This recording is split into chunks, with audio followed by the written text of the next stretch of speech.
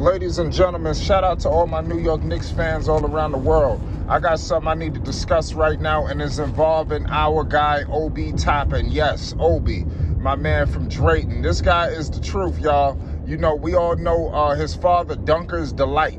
You know, he's just made for New York City. This man shed real tears, you know, when he was drafted. You know, we can't just let these people just walk out the door. So I say that to say this. I was very excited and happy that the Knicks did not trade for Donovan Mitchell. And they went all in with their young core. They're doing something that they've never done before.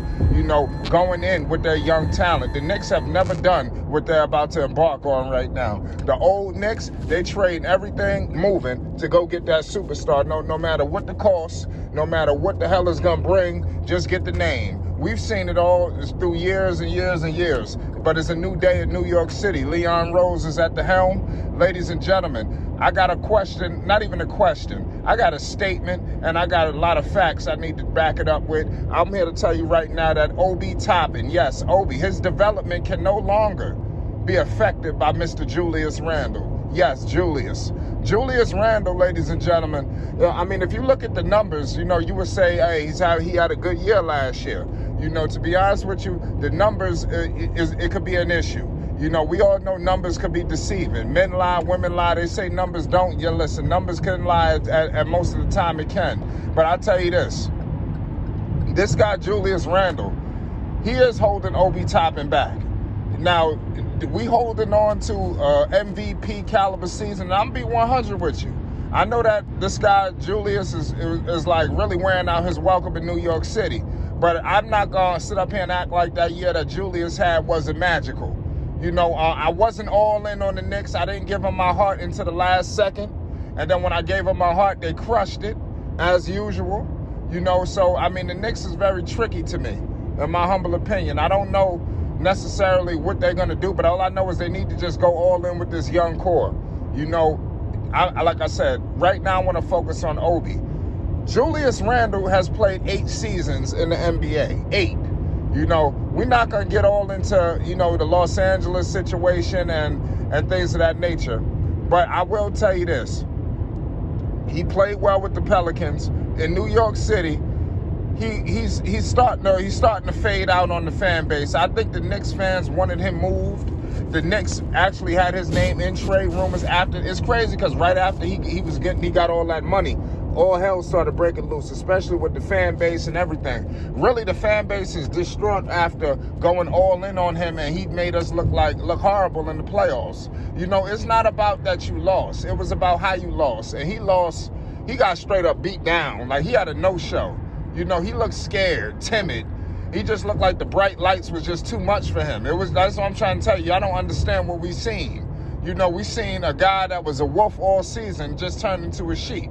You know, I just got to tell you how it is. I'm a Knicks fan, ladies and gentlemen. Shout out to everybody rocking with the Knicks. I don't care if you're in New York City, Long Island, upstate. Shout out to the whole New York. You already know it. Let me know where y'all from, too. If you're from New York and you tuning in, let me know what town you coming from and things of that nature. You know, now it's time to back up some facts here with you. I know that everybody, I don't even need, that fact is straight up, Obi need to get more minutes. Tom Thibodeau cannot allow, you know, somebody got to step to Thibodeau and let him know these young guys got to play. I think he get the picture due off the fact that the team did not move in the direction to acquire veterans. The team is screaming, we going all in with our guys. And I think they're going to come in with immense confidence.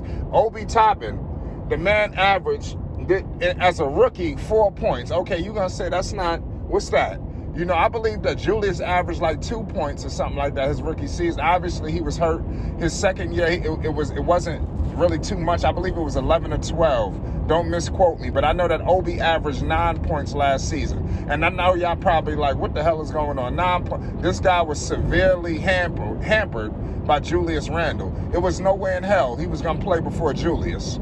You know, and that was the situation Obi was dealing with. No matter how good you played, no matter how much you showed that you deserved minutes, Julius had to get in this game through hella high water. You know, and I think next season, I think that changes. I think Julius understands. I think he does see the writing on the wall. I don't think the Knicks are tanking at all. I think that they want to win with this team. But I do believe that Julius may have to share minutes with Obi. And I don't expect the lion's share of the minutes to always go in Julius's favor. You know, Obi is coming into his third season. You know, last year, his field goal percentage was retarded. Obi Toppin averaged 53% shoot on the shooting from the field. You know, so you clearly see, and as a rookie, it was 49%. So you clearly see the potential is all there. This guy, Obi's coming out to the three-point line. Obi Toppin is a better three-point shooter than Julius Randle. I believe that Obi Toppin, the way he shoots the basketball, is just a way more effective than Julius. I don't really like Julius's form. Of course, he's a lefty. Obi is so athletic. I think he's the athletic guy that we've never had in New York City. You know, he's a poor man Zion Williamson. When he was drafted, he was compared to Zion Williamson, but a poor man Zion. This guy, Obi, could get the ball in the block, do some things in the post. He could hit the three. He could hit the mid-range. He could take guys off the basket, off the dribble. This guy, Obi, got the package, you know. You cannot allow anybody to get into his way. Nobody.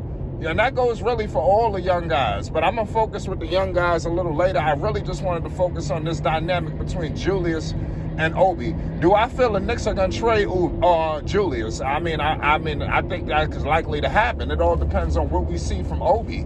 I think if Obi Obi going to get the green light this season. If Obi looking like, yo, listen, you better start me. This guy obviously is the future starter. Is he ready to step in right now? I think so.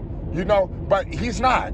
And we all know why he's not. And it's because of Julius Randle. So that screams to me that if this continues, they're gonna have to let him go. Now, what do you move Julius for? What do you get for him? I think that's something that's gonna be talked about when the time comes. I think Julius Randle and the Knicks are strategic because the Knicks could have unloaded Julius for little to nothing.